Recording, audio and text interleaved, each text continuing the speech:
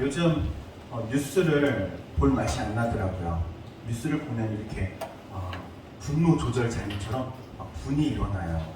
특별히 우리나라 정치면을 보면은 화딱지가 나는 일이 이렇게 많은지 모르겠어요. 그래가지고 뉴스를 보기가 싫어요. 보면서 느끼는 바지만 참 이 세상은 너무나도 불의하고 부정직하고 부패해 있구나라는 사실을 다시 한번 깨닫게 됩니다. 아니 지들끼리 다 해먹는 거 그래 그럴 수 있다고 봐. 근데 왜 그 모습을 보면서 내가 상처를 받아야지? 라는 생각이 들어요. 나는 아무 잘못도 없고 그들이 다 했는데 왜 그 모습을 보면서 내가 상처를 받아야 하는가? 성도는 이러한 불의한 세상을 그러면 도대체 어떻게 살아야 할까?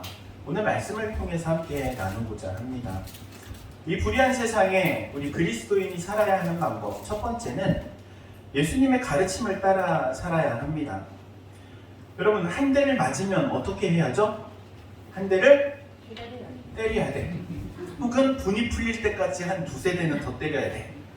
이럴 수도 있겠죠. 그게 사람의 마음이에요. 본성이죠. 그런데 예수님께서 뭐라고 말씀하시죠? 네 오른뺨을 맞으면 왼뺨도 돌려내라. 미친 거 아니야? 그쵸? 아니 한 대 맞았으면 나는 두 대, 세 대 때려줘야지 분이 풀릴 텐데 한 대 맞으면은 그 다른 뺨도 대라는 거예요. 또 이렇게 말씀하시죠. 속옷을 갖고자 하는 자에게 겉옷까지 내어주라. 와, 어떻게 이럴 수 있습니까? 억지로 오리를 갖게 하는 그에게 심리를 동행하라. 이렇게 말씀하세요. 그리스도인이 그리스도인으로서 산다는 것은 세상에서 참 많은 손해를 보는 것과 같죠. 손해를 봐야 되는 입장이 되는 거죠. 그럼에도 불구하고 그런 삶을 살아야 합니다. 왜냐하면 그리스도인을 일컬어 하나님께서 빛과 소금이다 말씀하셨기 때문이에요. 빛이 되라 말씀하신 게 아니고 소금이 되라 말씀하신 게 아니에요. 너희는 빛과 소금이라 말씀하셨어요. 이것은 우리를 향한 기대치가 있다는 거예요. 너희의 삶에 빛이, 너희의 삶이 소금과 같이. 하나님의 기대하심이 있기 때문에 그리스도인은 그 기대에 맞춰 살아가는 것이죠. 믿는 성도들마저 세상 사람들과 똑같은 방식으로 살아간다면 이 세상은 정말 희망이 없을 거예요. 속담에 이런 이야기도 있죠. 소나기가 내릴 때에는 잠시 피해가라 그래요. 그런데 신앙인으로 산다는 것은요, 잠시 피할 수가 없어요. 잠시 피하면 좋겠는데 잠시 피하지 않고 그 소나기를 다 맞아야 할 때가 있는 거예요. 마치 다니엘이 죽을 줄 알면서도 창문을 열어놓고 그 대적들 앞에서 기도했던 것처럼, 사도 바울이 로마로 가면 죽을 줄 알면서도 로마를 향하는 것처럼, 예수님께서 예루살렘을 향해 나아갈 때 십자가를 지게 될 사실을 뻔히 알면서도 나아가고 있는 것과 마찬가지인 것이죠. 피할 줄 몰라서가 아니에요. 피할 줄을 알지만 피하지 않는 거죠. 그게 바로 신앙입니다. 여러분, 우리는 그리스도인이에요. 그리고 신앙인이에요. 그렇기 때문에 예수님의 가르침을 따라 사는 것이고 하나님의 뜻을 받들어 사는 것이고 성령의 감동하심을 쫓아 사는 것이죠. 이게 신앙인이에요. 여러분은 신앙인입니다. 그렇기에 그리스도이신 예수님의 뜻을 받들어 사시기를 주의 이름으로 축원드립니다. 그리고 두 번째는요, 불의한 세상을 살아가는 성도들의 방법, 세상 살아가는 방법 두 번째는 베풀고 나누며 살아가야 해요. 21절과 26절인데요. 제가 읽어보도록 하겠습니다. 21절, 악인은 또 갚지 아니하나 의인은 은혜를 베푸는도다. 26절, 그는 종일토록 은혜를 베풀고 꾸어주니 그의 자손이 복을 받는도다. 여러분, 움켜쥐고 살면 잘 살 것 같은데 그렇지 않아요. 어떤 분이 이런 이야기를 하더라고요. 재산은 마치 모래와 같아서 움켜쥐려고 움켜쥐면 움켜질수록 다 빠져나간대요. 잠언 11장 24절과 25절 말씀에 이렇게 말씀합니다. 흩어 구제하여도 더욱 부하게 되는 일이 있나니 과도히 아껴도 가난하게 될 뿐이라. 구제를 좋아하는 자는 풍족하여질 것이요 남을 윤택하는 이에게는 자기도 윤택하게 되리라. 이렇게 말씀합니다. 여러분, 먼데 갈 것도 없이 우리 당인교회만 보더라도 그렇죠. 우리가 재정의 10분의 1을 선교 그리고 구제하는 데 사용을 합니다. 쉽지 않은 일이에요. 금액의 문제를 떠나서 교회 사정을 비교해보면, 대입해보면 쉽지 않은 일이죠. 그럼에도 불구하고 우리가 올 한 해 선교하고 구제하는데 많은 부분을 지출을 했어요. 우크라이나 전쟁, 그리고 강원도의 산불 돕기 위한 헌금도 했었고, 그래서 모아가지고 또 도와드렸고, 부활절 우리 헌금을 모아가지고 그대로 어려운 교회 그리고 선교사님께 전달도 해드렸고. 신기해요. 쓰는데 채워져. 할렐루야. 나누고 베푸고 도와주는 데 사용하는데 채워져요. 그래서 마음이 넉넉해지는 거예요. 그리스도인은 특별히 베풀고 나누고 도와주며 살아야 합니다. 이게 하나님 나라의 법칙이에요. 세상의 법칙과 하나님 나라의 법칙은 너무나도 다르죠. 아니, 어떻게 보면 역설적이라고도 말할 수 있습니다. 11조 생활을 하는데 오히려 물질적 풍요를 누립니다. 기도할 시간이 없다고 말하지만 기도하기 시작하면 시간적 여유를 얻게 돼요. 일할 때에도 시간이 남게 돼요. 예배에 성공하면 인생에 성공한다고 우리는 흔히 말합니다. 여러분, 이게 신앙의 법칙이에요.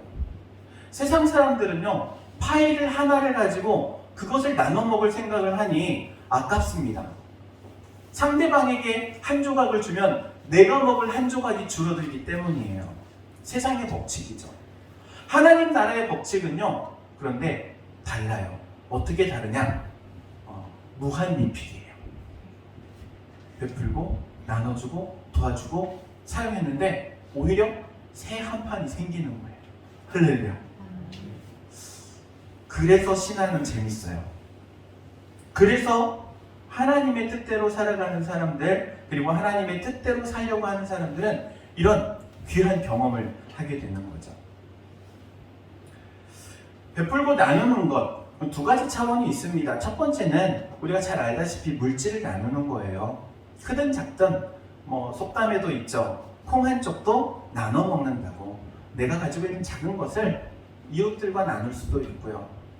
내가 만나는 사람들, 사회에서 만나는 사람들과도 나눌 수 있어요. 작은 것부터, 그리고 내가 할 수 있는 것부터 나누는 것이죠. 물질을 나누는 것뿐만 아니라 영적인 것을 나누는 것도 있습니다. 그리스도인에게는 영적인 것을 나눠야 돼요. 여기에는 책임과 권리가 함께 수반되죠. 베드로와 요한이 성전에 올라갈 때 미문에서 한 안진뱅이를 만나게 됩니다. 앉아있는 사람, 태어날 때부터 다리를 사용하지 못해서 앉아있는 그 사람을 만났을 때 베드로가 어떻게 합니까? 안진뱅이는 베드로와 요한에게 돈을 구하기 위해서 바라보죠. 그러나 베드로는 그에게 이렇게 말합니다. 은과 금은 내게 없거니와 내게 있는 것을 너에게 주노니 나사렛 예수 그리스도의 이름으로 일어나 걸으라. 그를 붙잡고 일으킵니다. 그러자 그 안진뱅이가 다리에 힘을 얻고 걷고 뛰고 하나님을 찬양하게 되죠. 이게 바로 그리스도인이 나누어 주어야 할 영적인 거예요. 복음을 나눠줘야 합니다. 복음 가운데는 하나님께서 우리에게 허락하시는 죄사함의 은혜가 있기 때문이고 영생의 복이 있기 때문이며 이 땅을 살아가는 데 필요한 하나님의 축복이 우리 가운데 연결되어지는 통로가 바로 예수 그리스도이기 때문에 예수님을 전하는 것, 이것만큼 큰 것이 없는 것이죠. 예수 그리스도를 전하고 나누고 예수님의 이름으로 베풀 수 있는 여러분 되시기를 주의 이름으로 축원드립니다. 성도가 불의한 세상을 살아가는 세 번째 방법, 믿음으로 살아야 합니다. 세상의 불의함을 보면 지쳐요. 마음이 상해요. 그런데 한 가지 확실한 하나님의 뜻을 알고 있으면 마음 상할 일이 없습니다. 우리가 읽지는 않았지만 37편의 35절과 36절 말씀에 이렇게 기록합니다. 제가 읽도록 하겠습니다. 내가 악인의 큰 세력을 본즉 그 본래의 땅에 서 있는 나뭇잎이 무성함과 같으나 36절 내가 지나갈 때에 그는 없어졌나니 내가 찾아도 발견하지 못하였도다. 이렇게 말합니다. 악인의 형통 잠깐이라는 거예요. 권불 10년이라는 말도 있죠. 10년 이상 가는 권력이 없다는 말이죠. 악인들이 형통한 것 같지만 그런데 결국에는 이게 언제 그랬지? 할 만큼 찾아도 발견하지 못할 만큼 흔적도 없이 사라진다는 것이 바로 하나님의 뜻이라고 말씀하고 있죠. 하나님께서는 결국 선악간에 심판하실 분이시기에 하나님을 기대하고 하나님을 바라볼 것을 성경은 우리에게 권면하고 있습니다. 사랑하는 다인교회 성도 여러분, 하나님을 믿으시기 바랍니다. 불의한 세상을 보면서 실족하지 마세요. 낙심하지 마세요. 마음에 상처받지 마세요. 하나님께서 다 해결하실 거예요. 하나님 손에 다 달려있기 때문에. 오늘 우리가 함께 읽었던 28절 말씀, 이렇게 말씀하십니다. 여호와께서 정의를 사랑하시고 그의 성도를 버리지 아니하시니로다. 그의 성도를 버리지 아니하시니로다. 이렇게 말씀하고 있습니다. 하나님께서는 하나님의 성도, 하나님의 백성, 하나님의 자녀를 붙들고 계시는 거예요. 그렇기 때문에 오늘을 살아가는 우리, 하나님을 믿어야 합니다. 하나님께서 붙들어 주시기 때문이에요. 우리는 영원히 하나님의 보호하심을 받습니다. 하나님의 그 눈동자와 같이 지켜주시는 보호하심. 할렐루야. 아멘. 하나님이 지켜주심을, 그리고 하나님이 보호하심을 믿으세요. 우리 그걸 믿는 거예요. 어떠한 상황 가운데서도 하나님께서 우리를 붙들어 주신다. 그걸 믿기 때문에 세상 사람들과 다른 방법으로 살아갈 수 있는 것이죠. 사랑하는 다인교회 성도 여러분, 세상 사람들과 다르게 살아야 합니다. 세상 사람들처럼 살아가서는 안 돼요. 왜냐하면 그것이 하나님의 뜻이 때문입니다. 세 가지 말씀드렸습니다. 불의한 세상을 살아가는 우리 그리스도인 어떻게 살아야 하느냐? 첫 번째, 예수님의 가르침을 따라야 하고, 두 번째, 베풀고 나누고 도와주며 살아야 하고, 그리고 마지막 세 번째, 하나님을 믿음으로 살아야 하고. 여러분, 믿음으로 사시기 바랍니다. 오직 의인은 믿음으로 말미암아 살리라 한 것 같습니다. 이 믿음으로 이 세상을 이겨내는 이 모든 성도님들이 되시기를 주의 이름으로 축원드립니다. 기도하도록 하겠습니다. 사랑과 은혜가 충만하신 하나님, 은혜에 감사를 드립니다. 우리가 세상 가운데 세상을 바라보며 만족함도 없고 오히려 그 세상의 불의함 때문에 상처받고 또 불평할 때가 얼마나 많은지 모릅니다. 그러나 그러한 저희 모습이 믿음이 없기 때문이며 세상과 다른 방법으로 살아야 하는 그리스도인임에도 불구하고 하나님의 뜻을 받들어 살지 않았기 때문임을 고백하오니, 이제는 예수님의 가르침을 따라 그리고 또한 베풀고 나누고 도와주는 손길이 되며 모든 결과를 하나님께 맡기며 의뢰하고 의지하고 믿음으로 나아가는 저희 모두가 되게 하옵소서. 믿음으로 사는 자들 하나님께서 붙들어 주시는 줄로 고백하오니 믿음 흔들리지 않게 하시고 믿음은 더욱더 굳건하여지도록 성령으로 역사하여 주옵소서. 예수님의 이름으로 기도하옵나이다. 아멘.